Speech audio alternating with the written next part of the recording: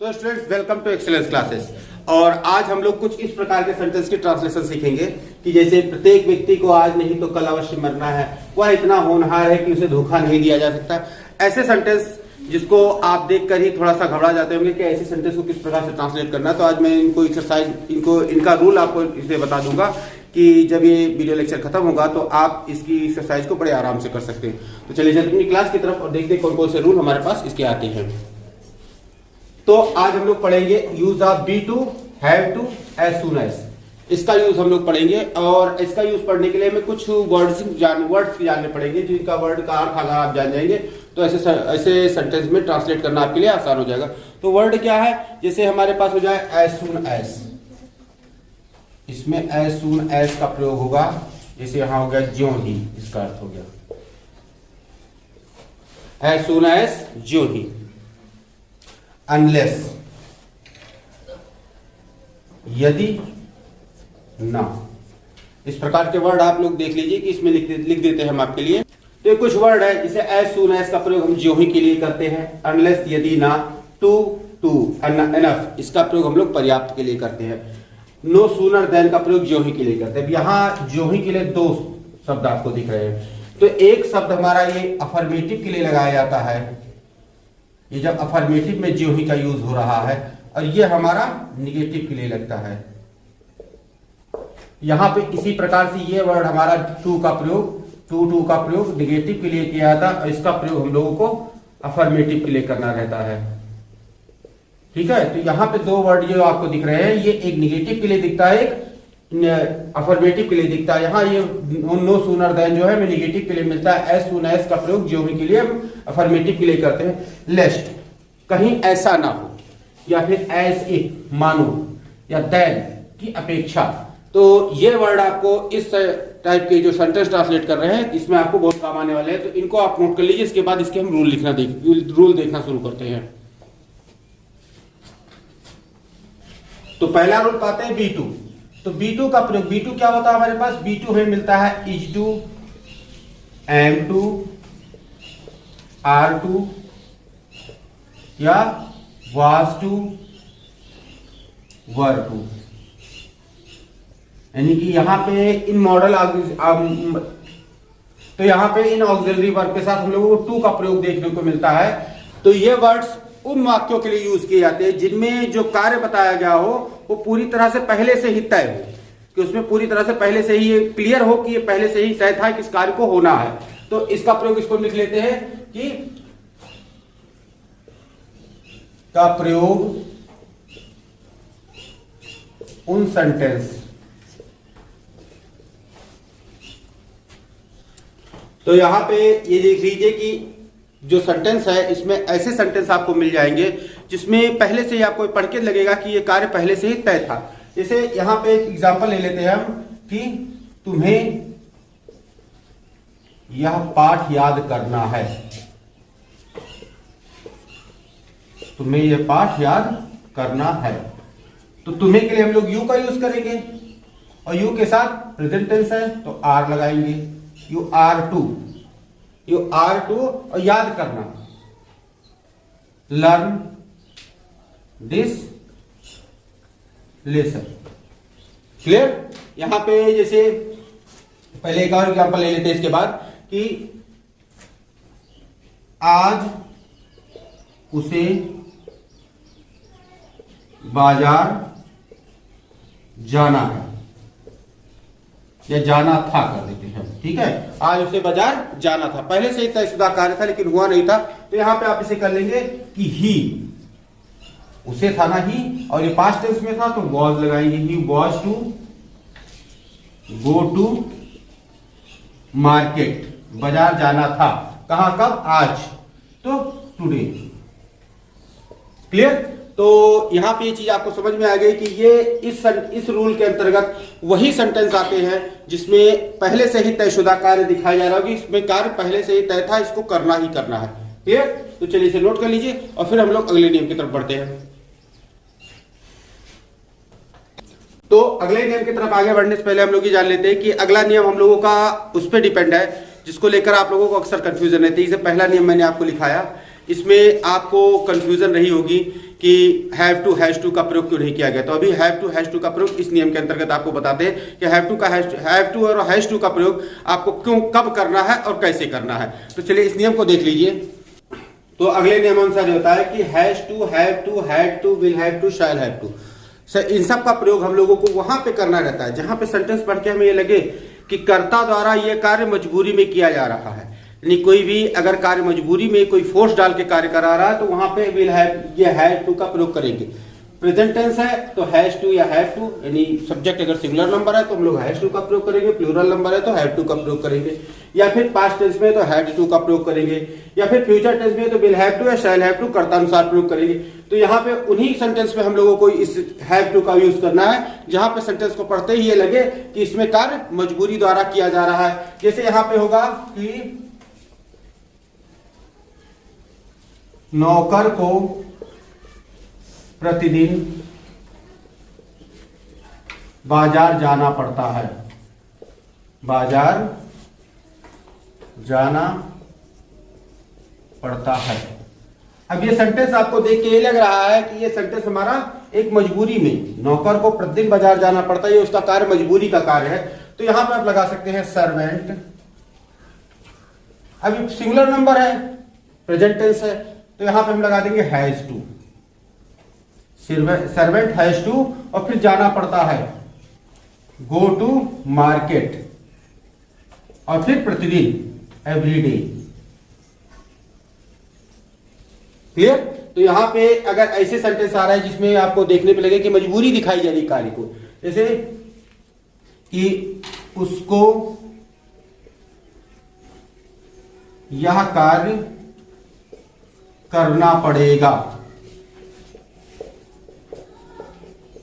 ये सेंटेंस एक दिख रहा है जिसमें एक मजबूरी प्रकट हो रही है। तो यहां पे उसको के लिए हम लोग लगाएंगे ही, और उसके बाद फ्यूचर टेंस है तो क्या लगा देंगे will have to, will have to, he will have to, और फिर यह कार्य करना to do it, he will have to do it, उसको यह कार्य करना पड़ेगा। या फिर इसको आप डू इट ना लिखना चाहे तो लिख सकते हैं डू दिस वर्क, यहां पे ये भी सही होगा, लेकिन अधिकतर सेंटेंसेस में डू इट ही लिखा रहता है। डू इट का मतलब यह कार्य करना। क्लियर। तो चलिए इसे नोट कर लीजिए, उसके बाद फिर हम लोग अगले नियम की तरफ आगे बढ़ते हैं। तो अगले नियमानुसार हमारे सामने आता है कि टू का यूज एडजेक्टिव या एडवर्ब के पहले होता है और उसके बाद इंफिनिटिव का प्रयोग होता है। जैसे टू हमने लिखा था, उसमें एक टू तो ये था हमारा, और दूसरा टू इंफिनिटिव का, वो इंफिनिटिव वर्ब का टू था। और इस टू का यूज हम लोगों को एडजेक्टिव या एडवर्ब, जो भी सेंटेंस में दिया रहे, एडजेक्टिव दिया होगा या एडवर्ब दिया होगा, तो वहां पे टू का यूज करेंगे। और फिर वहीं पे अगर एनफ आ रहा है तो एनफ का प्रयोग हम लोग एडजेक्टिव या एडवर्ब के बाद करेंगे। यानी एडजेक्टिव एडवर्ब के अगर टू लगाना है तो एडजेक्टिव एडवर्ब के पहले हम लोग लगाएंगे, और अगर एनफ लगाना है तो एडजेक्टिव एडवर्ब के बाद लगाएंगे। और दोनों के बाद हम लोगों को वर्ब की इंफिनिटिव फॉर्म मिलेगी, अर्थात टू लगा के वर्ब की फर्स्ट फॉर्म मिलेगी, दोनों की इंफिनिटिव फॉर्म मिलेगी। हाँ, एक चीज ध्यान रखिए कि जो टू होता है, ये वाला टू, इसका यूज हम लोग निगेटिव सेंस वाले सेंटेंस के लिए करते हैं, ऐसे सेंटेंस के लिए करते हैं जिसमें निगेटिविटी दिखाई दे रही हो हमको, वहां पे हम टू का यूज करते हैं। और वहां पे हम लोग उस सेंटेंस में नॉट का प्रयोग नहीं करते, यानी इस टू को लगाने से ही पर्याप्त हो जाता है, वहां पे हम लोगों को नॉट का यूज नहीं करना रहता है। और फिर वहीं पे हम लोग एनफ का यूज जो करेंगे, एनफ जब लगाएंगे वहां पे उस सेंटेंस में लगाएंगे जो पॉजिटिव हो, अफर्मेटिव हो, वहां पे हम लोग एनफ का यूज करेंगे। क्लियर। तो इस रूल को नोट कर लीजिए, इसके बाद इसके एग्जांपल लिख देता हूं जिससे आपको ये रूल अच्छी तरीके से क्लियर हो जाएगा। तो यहां पे ये दो सेंटेंस है कि वह इतना कमजोर है कि दौड़ नहीं सकता, और फिर राधा इतनी बुद्धिमान है कि इसे समझ सके।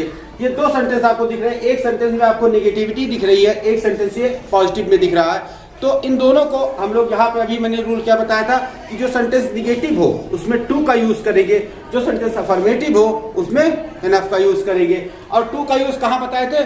टू का यूज मैंने बताया था कि एडजेक्टिव या एडवर्ब के पहले किया जाता है, और एनफ का यूज क्या बताया था? एडजेक्टिव या एडवर्ब के बाद किया जाता है। तो यहाँ पे इसमें एडजेक्टिव एडवर्ब दिख रहा है, ये एडजेक्टिव है कमजोर, तो इसमें टू का यूज इसके पहले करना है। इसको जब इंग्लिश में ट्रांसलेट करेंगे तो पहले लगाएंगे ही, और उसके बाद हेल्पिंग वर्ब प्रेजेंट टेंस में है तो इज लगाएंगे, उसके बाद कमजोर एडजेक्टिव है, एडजेक्टिव के पहले हम लोगों को टू का प्रयोग करना है तो टू लगा देंगे यहाँ पे टू, और फिर कमजोर के लिए वीक का प्रयोग करेंगे, ही इज टू वीक। उसके बाद दौड़ना, अर्थात यहाँ पे इंफिनिटिव का जब हमें यूज करना था, दौड़ने के साथ हम लोग इंफिनिटिव यूज करेंगे दौड़ने के लिए, टू रन। तो ये सेंटेंस हमारा इंग्लिश में ट्रांसलेट हो गया, he is too weak to run. Clear? या फिर यहाँ पे आ जाते हैं, राधा इतनी बुद्धिमान है कि इसे समझ सके। तो राधा, यहाँ पे इसको थोड़ा सा और सेंटेंस को मॉडिफाई करते हैं कि सकती है, प्रेजेंट टेंस में ले आते हैं, वरना वहां कंफ्यूजन हो रही थी पास्ट टेंस में कि प्रेजेंट टेंस में। तो क्लियर करने के लिए यहाँ पे सकती है लिख दिया। तो यहाँ पे लिखा राधा, और ये सेंटेंस प्रेजेंट टेंस में है और राधा सिंगुलर नंबर में, तो इस लोगों ने इजी का प्रयोग किया। राधा इज, अब एडजेक्टिव एडवर्ब के बाद हमें एनएफ का यूज करना है, तो एडजेक्टिव बुद्धिमान है इसका, तो यहाँ पे लिखेंगे वाइज, और उसके बाद लगाएंगे एनएफ, और इसके बाद भी हम लोग इसमें इंफिनिटिव का यूज करेंगे। तो इंफिनिटिव वर्ब के साथ लगती है, वर्ब क्या है? समझना। तो यहाँ पे Radha is wise enough to understand, और फिर इसे दिस, और ये सेंटेंस हमारा इंग्लिश में ट्रांसलेट हो गया। क्लियर? तो उम्मीद है कि ये सेंटेंस से सहायता से आप लोगों को जो मैंने रूल लिखाया है वो समझ में आ गया होगा। तो चलिए इस सेंटेंस को नोट कर लीजिए और फिर हम लोग अगले नियम की तरफ आगे बढ़ते हैं। तो स्टूडेंट्स, अगले नियमानुसार ये होता है कि यदि हम सेंटेंस में ज्यों ही से शुरू पाते हैं कि ज्यों ही वो घर पहुंचा त्यों ही बारिश होने लगी, या ज्यों ही पिताजी मेरे पास आए त्यों ही गाड़ी चल दी, तो इस टाइप के सेंटेंस को जब इंग्लिश में ट्रांसलेट करते हैं तो इसमें नो सूनर का प्रयोग करते हैं, और नो सूनर के बाद हेल्पिंग वर्ब प्लस सब्जेक्ट आता है। नो सूनर के बाद जब हम यूज करते हैं तो हेल्पिंग वर्ब प्लस सब्जेक्ट आता है, और दूसरा सेंटेंस जो होता है से ज्यों ही पिताजी मेरे पास आए त्यों ही गाड़ी चल दी, तो गाड़ी चल दी ये दूसरा सेंटेंस है, दूसरी क्लॉज है, तो दूसरे क्लॉज को हम लोग देन से प्रारंभ करते हैं। जैसे एक एग्जांपल ले लेते हैं, तो यहाँ एग्जांपल हमारे पास है, ज्यों ही वर्षा होने लगी उसने अपना छाता खोल दिया। अब लगी और दिया, अर्थात ये सेंटेंस हमारा पास्ट टेंस में है, पास्ट इंडेफिनिट टेंस में। तो यहाँ पे हम लोग क्या लगेंगे, पहले तो नो सूनर का यूज कर लेंगे, नो सूनर, और उसके बाद पास्ट इंडेफिनिट टेंस है तो हेल्पिंग वर्ब की क्या होगी? डिड। नो सूनर डिड, यहाँ पे helping verb past indefinite tense की थी तो इसीलिए हम लोगों ने डिड का यूज कर दिया, और उसके बाद फिर वर्षा होने लगी, इट स्टार्ट। इट का प्रयोग यहाँ पे होता है कि इट का प्रयोग आप लोग जानते हैं कि मौसम का समय, मौसम को दर्शाने के लिए इट का प्रयोग किया जाता है। तो इट स्टार्ट रेन, और उसके बाद दूसरे क्लॉज को उसने अपना छाता खोल लिया, तो यहां लगेगा देन, देन, और उसने अपना छाता खोल लिया, तो उसने के लिए हम लोग क्या लगाते हैं? ही, और खोल दिया ओपन, ही ओपन, और अपना छाता तो his umbrella. Clear? No sooner did it start rain then he open his umbrella. Clear? चलिए एक और एग्जांपल लेते हैं हम लोग। तो अगला एग्जांपल लेते हैं कि जो ही पिताजी आए कि गाड़ी चल दी, तो यहां पे हो जाएगा no sooner, no sooner did father come, did father come then the train started. Clear? तो उम्मीद है कि ये जो एग्जाम्पल है ये आपकी समझ में आ गया होगा कि एग्जाम्पल के साथ जो ये नो सूनर का यूज है ये आपने समझ लिया होगा। तो चलिए इसे नोट कर लीजिए और फिर हम लोग अगले नियम की तरफ, अगले रूल की तरफ आगे बढ़ते हैं।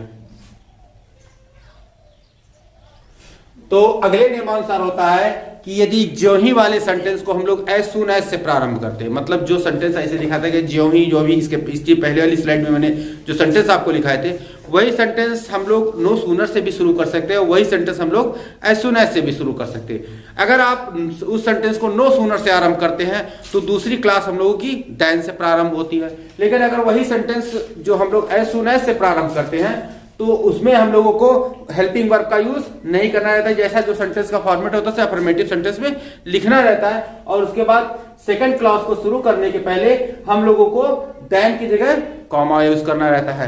क्लियर? चलिए एग्जांपल लेते हैं जिससे और क्लियर हो जाएगा ये। जैसे यहाँ एग्जाम्पल है हमारे पास, जो ही पिताजी आए गाड़ी चल दी, तो यहां लिखेंगे इसको as soon as father came. अब यहाँ पे देखिए कि आप लोगों को हमने उसमें क्या बताया था कि पहले हेल्पिंग वर्ब फिर सब्जेक्ट का यूज करेंगे, लेकिन यहाँ पे हेल्पिंग वर्ब का यूज नहीं किया हमने। पिताजी आए यानी पास्ट इंडेफिनिट टेंस था, इसका अफर्मेटिव में फादर केम हमने लिख दिया। और उसके बाद दूसरा क्लॉज हम देन की बजाय कॉमा शुरू करेंगे, तो उसके बाद कॉमा लगाया और फिर गाड़ी चल दी, द ट्रेन स्टार्टेड। क्लियर? तो एक और एग्जांपल लेते हैं जिससे और अच्छे से क्लियर हो जाएगा ये। तो अगला एग्जांपल है, जो ही वर्षा शुरू हुई मैं घर चला आया। तो यहां पे हम लोग लिखेंगे as soon as it began to rain, it began to rain, comma I came home. यहां देखिए कि वहां पे स्टार्ट का यूज किया था, बिगेन का यूज किया है, तो दोनों में कोई अंतर नहीं होता। आप यहां स्टार्टेड भी लगा सकते थे, तब भी सेंटेंस के अर्थ पे कोई फर्क नहीं पड़ता। तो यहाँ पे as soon as it began to rain I came home. उम्मीद है कि ये एग्जाम्पल जो मैंने दिए हैं इसकी सहायता से जो रूल है आपको क्लियर हो गया होगा। तो चलिए इसे नोट कर लीजिए और फिर हम लोग अगले रूल की तरफ आगे बढ़ते हैं। तो स्टूडेंट्स अगले नियमानुसार हम लोग देखते हैं अनलेस और अनटिल का यूज। अनलेस का अर्थ होता है यदि ना से आरंभ होने वाला वाक्य सेंटेंस जो होता है वो कंडीशनल होता है, लेकिन जो अनटिल होता है उसका भी मतलब ये जो अनलेस से आरंभ होने वाला वाक्य सेंटेंस जो होगा कंडीशनल होगा और निगेटिव में होता है। और साथ ही साथ इसी प्रकार से अनटिल से आरंभ होने वाला वाक्य भी जो निगेटिव भी होता है, और इन दोनों में हम लोगों को नॉट का प्रयोग नहीं होता है। लेकिन जो होगा but until is a time denoting word, time denoting word मतलब until से हम लोगों को समय की सूचना मिलती है कि until जहां यूज हो रहा है वो टाइम डिनोटिंग वर्ड, अगर सेंटेंस में समय सूचक शब्द आ रहे हैं तो वहां पे हम लोगों को until का यूज करना है। नहीं तो अगर यदि ना से शुरू होने वाले सेंटेंस आ रहे हैं और समय सूचक नहीं है तो हम लोग से अनलेस से शुरू कर सकते हैं। जैसे एग्जांपल ले लेते हैं हम लोग कि, तो यहां पे देखो, यहां ठहरो जब तक मैं ना आऊं। इस सेंटेंस को देखने से ही पता लग रहा है कि ये समय की सूचना दी जा रही है, तो यहां पे हम लोगों को अनटिल का यूज करना है। तो यहां ठहरो, स्टे हियर, स्टे हियर, और जब तक मैं ना आऊं, यानी अनटिल को अधिकतर जब तक का, अनटिल को अधिकतर अगर सेंटेंस में आता है तो जब तक के लिए अर्थ में ज्यादा प्रयोग किया जाता है, क्योंकि ऐसे ही सेंटेंस अधिकतर हम लोगों को टाइम डिनोटिंग वर्ड्स का यूज कराते हैं कि जब तक मतलब किसी समय तक, कब तक, अब तक, जब तक, ये सारे ये जब जो शब्द है यही समय की सूचना देता है। इसीलिए अनटिल का जो अर्थ यूज किया जाता है क्लियर, जब तक आ जाता है अगर सेंटेंस में, तो हम लोगों को वहां पे अनटिल का यूज कर लेना अनटिल का यूज कर लेना रहता है। जैसे स्टे हियर, यहीं पे ठहरो जब तक, अनटिल मैं now I came, stay here until I came, जब तक मैं ना आओ यही ठहरो। अन्य अगर इसे आप लिखना चाहते हैं कि इसका एक और अर्थ निकलता है, एक और सेंस में निकलता है भी। एक दो वीडियो लेक्चर में मैंने आपको बताया था पहले कि कुछ सेंटेंस ऐसे सेंस के अकॉर्डिंग किए जाते हैं, जिसे इंटर में अधिकतर सेंटेंस ऐसे आते हैं जो सेंस के अकॉर्डिंग किए जाते हैं। तो अगर इसे सेंस के अकॉर्डिंग करना हो तो जब तक मैं ना आऊं, इसका एक सेंस निकल रहा है कि जब तक मैं वापस ना आऊं, तो अनटिल आई कम बैक भी आप लिख सकते हैं कि जब तक मैं वापस ना आऊं तब तक यहीं पर ठहरो। क्लियर? कि जब तक मैं वापस ना आऊं, जब तक मैं ना आऊं तब तक यहीं पर ठहरो। तो अगला एग्जाम्पल हमने लिया कि यदि तुम सुबह जल्दी नहीं जागोगे तो घूमने नहीं जा सकोगे। तो इसका हो जाएगा अनलेस। यहां देखिए यदि ना का प्रयोग करना है, अगर सेंटेंस में यदि ना का प्रयोग है तो हम लोग अनलेस का यूज करते हैं। तो ये अनलेस यू राइज अर्ली, जब तक यदि तुम सुबह नहीं जागोगे, जब तक तुम सुबह उठोगे नहीं, तो you will not able to. अब ये विल नॉट एबल टू, ये जो सेंटेंस है ये हमारा एक दूसरा वर्ड ले लेता है इस जगह पे, एक दूसरी मॉडल ऑक्सिलरी आती है। जो मॉडल ऑक्सिलरी का मेरा वीडियो लेक्चर है उसमें मैंने बताया हुआ है कि विल नॉट एबल टू या इज एबल टू या इज नॉट एबल टू, इन सब का एक अलग वर्ड भी यूज किया जा सकता है। आप यहाँ पे विल नॉट एबल टू का यूज अगर ना करना चाहे तो यहाँ पे लिख सकते हैं कैन नॉट, ये भी लिखा जा सकता है। विल नॉट एबल टू का कैन नॉट भी लिखा जा सकता है, लेकिन आप यहाँ पे जो इसको फ्यूचर टेंस में एकदम क्लियरली दिखाना है, इसीलिए यहाँ पे विल नॉट एबल टू सबसे सुटेबल वर्ड है। यहाँ पे कैन नॉट का प्रयोग इसीलिए नहीं किया गया, क्योंकि कैन नॉट जो होगा यहाँ पे कंफ्यूज करेगा आपको कि ये फ्यूचर में लिखा गया है कि प्रेजेंट में लिखा गया है, इसीलिए विल नॉट एबल टू सबसे सुटेबल वर्ड है इसको फ्यूचर में दिखाने के लिए। तो you will not able to go to walk in the morning, सुबह घूमने नहीं जा सकोगे। क्लियर? उम्मीद है कि ये जो एग्जांपल मैंने दिए हैं इसके अकॉर्डिंग ये रूल आपको समझ में आ गया होगा। तो चलिए इसे नोट कर लीजिए, फिर हम लोग अगले नियम की तरफ आगे बढ़ते हैं। तो स्टूडेंट अगले नियम अनुसार होता है लेस्ट। लेस्ट का यूज वहां पे होता है जहां पे ऐसे वर्ड आ जाए कहीं ऐसा ना हो, ऐसे वर्ड आपको, ऐसे फ्रेज आपको देखने को मिल जाए तो वहां आपको लेस्ट का यूज करना रहना होता है। और लेस्ट हमारा एक ऐसा वर्ड है जो निगेटिव सेंस के साथ आता है, लेकिन इससे आरंभ होने वाली किसी उस क्लास में हम लोगों को नॉट का यूज नहीं करना रहता है, क्योंकि लेस्ट अपने आप में एक निगेटिव सेंस का वर्ड होता है। जैसे एग्जांपल हो धीरे धीरे चलो, कहीं ऐसा ना हो कि जमीन पर गिर जाओ, तो कहीं ऐसा ना हो ये वर्ड हमारा जो बताता है, ये लेस्ट का यूज यहाँ पे बताता है। तो चलो इसको हम लोग कर लेते हैं, ट्रांसलेट करते हैं। यहाँ पे धीरे धीरे चलो, वॉक स्लोली, धीरे धीरे चलो। और उसके बाद क्या आएगा? कहीं ऐसा ना हो, तो कहीं ऐसा ना हो कि इंग्लिश क्या बताइए? लेस्ट, लेस्ट। और उसके बाद जमीन पर गिर जाओ, तो यहाँ पे जमीन पर गिर जाओ तो किसके लिए कहा जा रहा है? सामने वाले आप हैं, आपको इंडिकेट करके कहा जा रहा है, तो यहाँ पे हो जाएगा यू और फिर शुड, यू के साथ शुड का प्रयोग करेंगे। लिस्ट में ये चीज होती है कि लिस्ट जब आप यूज करेंगे तो उसके बाद जो सब्जेक्ट डालेंगे सब्जेक्ट के बाद आप शुड के लगाएंगे, यू शुड। अब आप कहां पे होगा? जमीन पर गिर जाओ, फॉल ऑन द ग्राउंड।